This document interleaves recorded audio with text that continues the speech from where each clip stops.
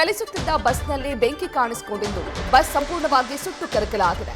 ಶಿವಮೊಗ್ಗ ಹೊಸನಗರ ತಾಲೂಕಿನ ಗಡಿಯಲ್ಲಿ ಈ ಘಟನೆಯಾಗಿದೆ. ಅರಸಾಳು ಹಾಗೂ ಸುಡೂರು ಗ್ರಾಮಗಳ ಮಧ್ಯೆ ಬಸ್ ಚಲಿಸ್ತಾ ಇದ್ದಂತಹ ಸಂದರ್ಭದಲ್ಲಿ ಬೆಂಕಿ ಕಾಣಿಸಿಕೊಂಡಿದೆ. ಶ್ರೀ ಅನ್ನಪೂರ್ಣೇಶ್ವರಿ ಬಸ್ನಲ್ಲಿ ಬೆಂಕಿ ಕಾಣಿಸಿಕೊಂಡಿದ್ದು ಬಸ್ ಸಂಪೂರ್ಣವಾಗಿ ಸುಟ್ಟು ಕರಕಲಾಗಿದೆ. ಇನ್ನು ಈ ಬಸ್ನಲ್ಲಿ ಚಾಲಕ ಸೇರಿ 40 ಜನ ಪ್ರಯಾಣಿಸ್ತಾ ಇದ್ರು. ರಸ್ತೆ ಪಕ್ಕದ ಮರಕ್ಕೆ ಡಿಕ್ಕಿಯಾದ ನಂತರ ಚಾಲಕ ಬಸ್ನನ್ನ ನಿಲ್ಲಿಸಿದ್ದಾನೆ. ನೀವು ದೃಶ್ಯದಲ್ಲಿ ಗಮನಿಸ್ತಾ ಇದ್ದೀರಾ, ಶಿವಮೊಗ್ಗದ ಅರಸಾಳು ಹಾಗೂ ಸುಡೂರು ಗ್ರಾಮಗಳ ಮಧ್ಯೆ ಈ ಘಟನೆಯಾಗಿದೆ. ಶ್ರೀ ಅನ್ನಪೂರ್ಣೇಶ್ವರಿ ಬಸ್ ಚಲಿಸ್ತಾ ಇದ್ದಂತಹ ಸಂದರ್ಭದಲ್ಲಿ ಬಸ್ನಲ್ಲಿ ಏಕಾಏಕಿ ಬೆಂಕಿ ಕಾಣಿಸಿಕೊಂಡಿದೆ. ಬೆಂಕಿ ಕಾಣಿಸಿಕೊಂಡ ನಂತರ ಆ ಬಸ್ ನೇರವಾಗಿ ಹೋಗಿ ಮರಕ್ಕೆ ಗುದ್ದಿದೆ. ರಸ್ತೆ ಪಕ್ಕದಲ್ಲಿದ್ದಂತಹ ಮರಕ್ಕೆ ಗುದ್ದಿದೆ. ಆ ನಂತರ ಅಲ್ಲಿದ್ದಂತಹ ಬಸ್ನ ಚಾಲಕ ಬಸ್ಸನ್ನ ನಿಲ್ಲಿಸಿದ್ದಾನೆ. ಸದ್ಯ ಇದೇ ಬಸ್ನಲ್ಲಿ ಚಾಲಕ ಸೇರಿದಂತೆ 40 ಜನ ಪ್ರಯಾಣಿಸ್ತಾ ಇದ್ರು ಎನ್ನುವಂತಹ ಮಾಹಿತಿ ಲಭ್ಯವಾಗಿದೆ. ಇನ್ನು ಸುಮಾರು 8 ಜನ ಗಾಯಗೊಂಡಿದ್ದು 8 ಜನರನ್ನು ಕೂಡ ಸ್ಥಳೀಯ ಆಸ್ಪತ್ರೆಗೆ ದಾಖಲಿಸಲಾಗಿದೆ.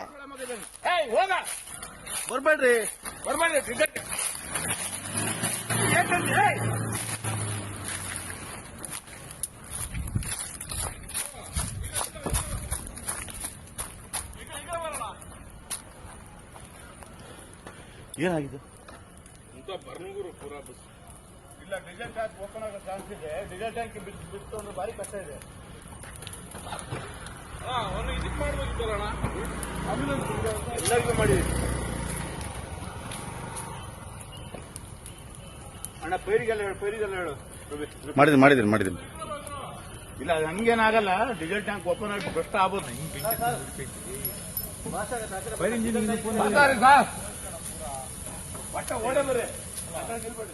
ಈ ಬಗ್ಗೆ ಹೆಚ್ಚಿನ ಮಾಹಿತಿಯನ್ನ ನೀಡ್ತಾರೆ ನಮ್ಮ ಪ್ರತಿನಿಧಿ ಪ್ರಸನ್ನ. ಚಲಿಸ್ತಾ ಇದ್ದ ಬಸ್ನಲ್ಲಿ ಏಕಾಏಕಿ ಬೆಂಕಿ ಕಾಣಿಸಿಕೊಳ್ಳೋದಕ್ಕೆ ಕಾರಣ ಏನು? ಜೊತೆಗೆ 40 ಜನ ಪ್ರಯಾಣಿಕರಿದ್ರು ಅನ್ನುವ ಮಾಹಿತಿ ಲಭ್ಯವಾಗ್ತಾ ಇದೆ. ಎಷ್ಟು ಜನ ಗಾಯಗೊಂಡಿದ್ದಾರೆ? ಎಲ್ಲರೂ ಕೂಡ ಪ್ರಾಣಾಪಾಯದಿಂದ ಪಾರಾಗಿದ್ದಾರಾ? ಪ್ರತೀಕ್ಷಾ, ಏನು ನಿನ್ನೆ ಶಿವಮೊಗ್ಗ ಜಿಲ್ಲೆಯ ಹೊಸನಗರ ತಾಲೂಕಿನ ರಿಪ್ಪನ್ಪೇಟೆ ಸಮೀಪದ ಅರಸಾಳು ಮತ್ತು ಸೂಡೂರು ಅಂತ ಏನು ಗ್ರಾಮ ಬರುತ್ತೆ, ಆ ಒಂದು ಗ್ರಾಮದ ಮಧ್ಯದಲ್ಲಿ ನಡೆದಂತಹ ಒಂದು ಘಟನೆ ನಿಜಕ್ಕೂ ಒಂದು ರೀತಿಯ ಅದೃಷ್ಟವಶಾತ್ ಎಲ್ಲರೂ ಪ್ರಾಣಾಪಾಯದಿಂದ ಪಾರಾಗಿದ್ದಾರೆ ಅಂತ ಹೇಳ್ಬೋದು. ಯಾಕೆಂದ್ರೆ ಬಸ್ಸು ಹೊರಟಂತ ಕೆಲವೇ ನಿಮಿಷಗಳಲ್ಲಿ, ಅಂದ್ರೆ ಹೊಸನಗರದಿಂದ ಏನು ಹೊರಟಿತ್ತು ಅಂತ ಹೇಳಲಾಗುತ್ತೆ, ರಿಪ್ಪನ್ಪೇಟೆಯಿಂದ ಮಾರ್ಗವಾಗಿ ಬರ್ತಾ ಇತ್ತು ಅಂತ ಹೇಳಲಾಗುತ್ತೆ. ಹಾಗಾಗೇನೆ ಬಹುತೇಕ ಎಲ್ಲರೂ ಇನ್ನೂ ನಿದ್ದೆಗೆ ಜಾರಿರಲಿಲ್ಲ. ಎಲ್ಲರೂ ಬಹುತೇಕ ಎಚ್ಚರದಂತ ಒಂದು ಸ್ಥಿತಿಲೇ ಇದ್ರು ಅನ್ಸುತ್ತದೆ. ಹಾಗಾಗಿ ಏನು ಬಸ್ನಲ್ಲಿ ಹಠಾತ್ ಆಗಿ ಕಾಣಿಸ್ಕೊಂಡಂತಹ ಬೆಂಕಿ, ತಾಂತ್ರಿಕ ಕಾರಣಗಳಿಂದ ಬಸ್ನಲ್ಲಿ ಕಾಣಿಸ್ಕೊಂಡಂತಹ ಬೆಂಕಿನ ಗಮನಿಸಿದಂತಹ ಚಾಲಕ ಇನ್ನೇನು ಅದು ಪೂರ್ತಿ ಕಂಟ್ರೋಲಿಗೆ ಸಿಗಲ್ಲ ಅಂತ ಗೊತ್ತಾಗ್ತಿದ್ದೇನೆ, ಅಥವಾ ಮತ್ತೆ ದೊಡ್ಡ ಅನಾಹುತಕ್ಕೆ ಕಾರಣ ಆಗತ್ತೆ ಅಂತ ಗೊತ್ತಾಗ್ತಿದ್ದೇನೆ, ತಕ್ಷಣವೇ ನಿಲ್ಲಿಸ್ಬಿಡ್ತಾನೆ. ಹಾಗಾಗಿ ಪ್ರಯಾಣಿಕರು ತಕ್ಷಣವೇ ಎಲ್ಲರೂ ಬಸ್ಸಿಂದ ಇಳಿದ್ಬಿಟ್ಟು ಜೀವನ ಉಳಿಸ್ಕೊಳ್ತಾರೆ. ಹಾಗೆ ನೋಡ್ತಾ ಇದ್ದಂಗೆ ಬಸ್ಸು ಸಂಪೂರ್ಣವಾಗಿ ಸುಟ್ಟು ಕರಕಲಾಗೋಗುತ್ತೆ. ಈ ಒಂದು ಸಂದರ್ಭದಲ್ಲಿ ಸ್ಥಳೀಯರು ನೆರವಿಗೆ ಬಂದಂತಹ ಸ್ಥಳೀಯರು ಅವರೆಲ್ಲರೂ ಏನು ಸಣ್ಣ ಪುಟ್ಟ ಅವರಿಗೆ ಇಳಿಬೇಕಾದ್ರೆ ಗಾಬರಿ ಆಗ್ಬಿಟ್ಟು ಗಾಯಗಳಾಗಿರುತ್ತೆ. ಯಾಕಂದ್ರೆ ಸ್ಲೀಪರ್ ಕೋಚ್ ಬಸ್ ಆಗಿರೋದ್ರಿಂದ ಸಾಮಾನ್ಯವಾಗಿ ಇಂತಹ ಬಸ್ಗಳಲ್ಲಿ ಒಂದೇ ಒಂದು ಎಂಟ್ರಿ ಇರುತ್ತೆ. ಹಾಗಾಗಿ ಎಲ್ಲರೂ ತಾವು ಜೀವ ಉಳಿಸ್ಕೊಳ್ಳೋಕೋಸ್ಕರ ಏನು ಹೊರಗಡೆ ಬರ್ತಾರೆ. ಅಂತ ಸಂದರ್ಭದಲ್ಲಿ ನುಗ್ಗುಲಾಗಿ ಸಣ್ಣ ಪುಟ್ಟ ಗಾಯಗಳಾಗಿರುತ್ತೆ. ಅಂತ ಸಂದರ್ಭಗಳಲ್ಲಿ ಗಾಯಗಳನ್ನ ತಕ್ಷಣವೇ ಅಲ್ಲಿ ರಿಪ್ಪನ್ಪೇಟೆಯಲ್ಲಿರುವಂತಹ ಒಂದು ಪ್ರಾಥಮಿಕ ಚಿಕಿತ್ಸಾ ಕೇಂದ್ರ ಆಗಿರ್ಬೋದು, ನಂತರ ಹೆಚ್ಚಿನ ಚಿಕಿತ್ಸೆಗೋಸ್ಕರ ಅವ್ರನ್ನ ಶಿವಮೊಗ್ಗದ ಮೆಗನ್ ಹಾಸ್ಪಿಟಲ್ಗೆ ಕರ್ಕೊಂಡ್ ಬಂದಿದ್ದಾರೆ. ಎಲ್ಲರೂ ಪ್ರಾಣಾಪಾಯದಿಂದ ಪಾರಾಗಿದೆ. ಸಣ್ಣ ಪುಟ್ಟ ಅವರಿಗೆ ಗಾಯಗಳಾಗಿರೋದ್ರಿಂದ ಅವರಿಗೆ ಚಿಕಿತ್ಸೆ ನೀಡಲಾಗಿದೆ.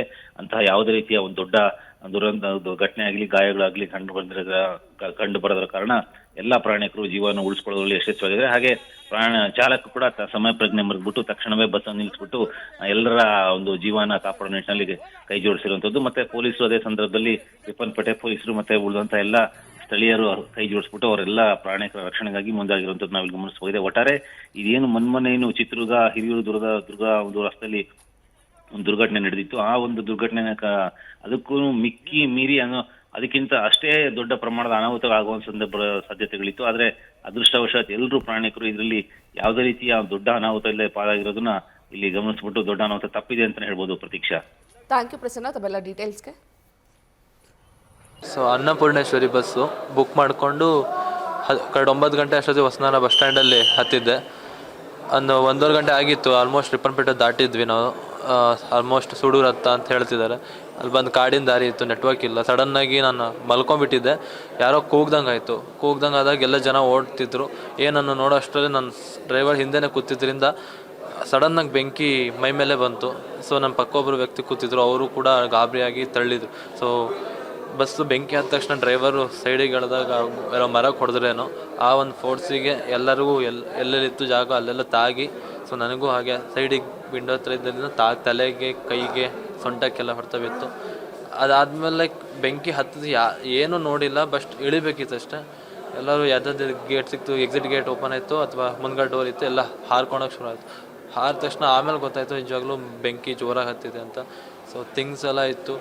ಸೊ ಪೆಟ್ಟಾಗಿದ್ದಕ್ಕಿಂತ ಜಾಸ್ತಿ ಬೇಜಾರಿಂದ ಆಫೀಸ್ ಥಿಂಗ್ಸ್ ಎಲ್ಲ ಇತ್ತು, ಲೈಕ್ ಲ್ಯಾಪ್ಟಾಪ್ಸ್ ಆಗಿರ್ಬೋದು, ಮೊಬೈಲ್ ಫೋನ್ ಆಗಿರ್ಬೋದು, ತುಂಬಾ ಲೈಕ್ ಇಂಪಾರ್ಟೆಂಟ್ ಥಿಂಗ್ಸ್, ಡಾಕ್ಯುಮೆಂಟ್ಸ್ ಆಗಿರ್ಬೋದು, ಪರ್ಸ್ನಲ್ ಥಿಂಗ್ಸ್ ಆಗಿರ್ಬೋದು, ಎಲ್ಲದೂ ಇತ್ತು. ಎಲ್ಲ ಸುಟ್ಟೋಯ್ತು. ಈಗ ಲೈಕ್ ಇದ್ದರೂ ಕೂಡ ಅಷ್ಟು ದುಡಿಯೋಕ್ಕಾಗಲ್ಲ, ಅಷ್ಟು ಆಫೀಸ್ ಥಿಂಗ್ಸ್ ಇದೆ ಅದರಲ್ಲಿ ಅಷ್ಟೇ. ಲೈಕ್ ಅದಾದಮೇಲೆ ಲೈಕ್ ಗೊತ್ತಿಲ್ಲ, ತಲೆ ಸುತ್ವಿ. ಆಮೇಲೆ ಕಣ್ಣು ಬಿಡೋಕ್ಕೂ ಆ್ಯಂಬುಲೆನ್ಸಲ್ಲಿ ಹಾಸ್ಪಿಟಲಲ್ಲಿ ಇದ್ವಿ. ಅಲ್ಲಿಂದ ರಿಪ್ಪನ್ಪೇಟೆ ಹಾಸ್ಪಿಟ್ಲಿಗೆ ಕರ್ಕೊಂಡೋಗಿ ಅಲ್ಲಿ ಫಸ್ಟ್ ಏಡ್ ಮಾಡಿಬಿಟ್ಟು ಶಿವಮೊಗ್ಗ ಕರ್ಕೊಂಬಂದುಬಿಟ್ರು.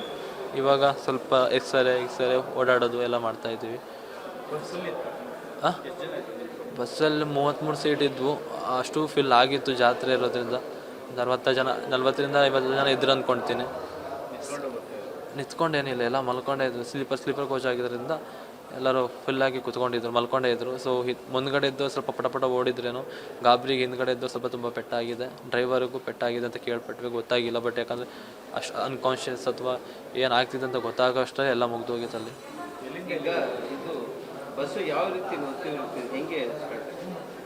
ನಾರ್ಮಲಾಗಿ ಹತ್ತಿದ್ವಿ ನಾವು, ಏನು ತೊಂದರೆನೂ ಅನಿಸಿಲ್ಲ, ಏನೂ ಇಲ್ಲ. ಚೆನ್ನಾಗಿ ಮಾತಾಡ್ಕೊಂಡು ಡ್ರೈವರು ಕಂಡಕ್ಟರ್ ಹತ್ರ ಮಾತಾಡ್ಕೊಂಡು ಹತ್ಕೊಂಡ್ವಿ.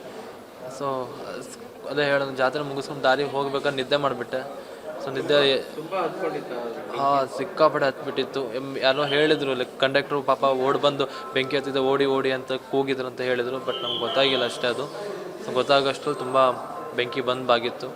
ಸೊ ಸುಮಾರು ಜನಕ್ಕೆ ಇಲ್ಲೆಲ್ಲ ಸುಟ್ಟೋಗಿದೆ. ಆ್ಯಂಡ್ ಪುಣ್ಯಕ್ಕೆ ನಮ್ಗೆ ಸ್ವಲ್ಪ ಪೆಟ್ಟು ಮತ್ತು ಕೈ ಮುರಿದೋಗಿದೆ, ಬಿಟ್ಟರೆ ಸೊಂಟದ ಹತ್ರ ನೋವು ಅಷ್ಟೇ, ಸುಟ್ಟೋಗಿಲ್ಲ. ಕೂದಲೆಲ್ಲ ಹೋಗಿದೆ ಸ್ವಲ್ಪ ಸುಟ್ಟು.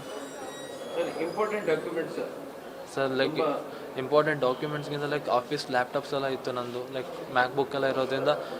ಸೊ ಅದು ನಾನು ಜೀವನ ಪೂರ್ತಿ ದುಡಿದ್ರು ಅದು ನನ್ನ ಸ್ವಂತದಕ್ಕೆ ತೊಗೊಳಕ್ಕೆ ಆಗ್ತಿರ್ಲಿಲ್ಲ ಏನೋ. ಸೊ ಅದೆಲ್ಲ ಹೋಗಿದೆ. ಈಗ ಅದು ಇನ್ನೂ ಸಿಗತ್ತೇನೋ ಹೋಪ್ಸಲ್ಲೇ ಇದ್ದೀನಿ. ಬಟ್ ಯಾರಿಗೆ ಕೇಳಿದ್ರೆ ಏನೂ ಉಳಿದಿಲ್ಲ ಅಂತಿದ್ದಾರೆ. ಅದೇ ತೊಂದರೆ ಆಗ್ತಿದೆ ಸರ್, ಅಷ್ಟೇ, ಮತ್ತೇನಿಲ್ಲ. ಅದು ಬಿಟ್ಟರೆ mobile phone, documents, SLC marks ಕಾರ್ಡ್ಸಿಂದ ಹಿಡಿದು ಲೈಕ್ ಫುಲ್ ಡೀಟೇಲ್ಸ್ ಏನಿತ್ತು ಎಲ್ಲ ನನ್ನ ಬ್ಯಾಗಲ್ಲಿತ್ತು, ಎಲ್ಲ ಹೋಗಿದೆ ಈಗ.